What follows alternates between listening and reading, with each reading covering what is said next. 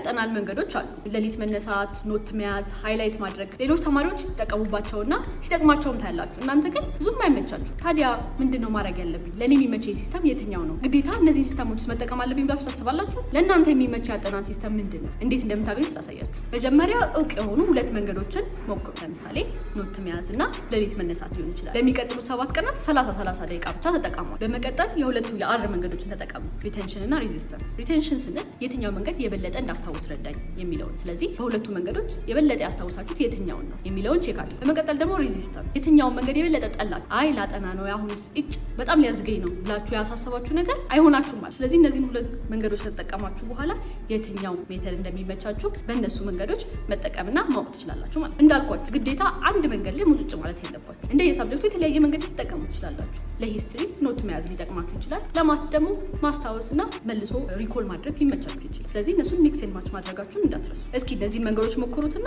የተመቻችሁ የመረጣችሁት መንገድ ካለ ኮሜንት ላይ አሳውቁ።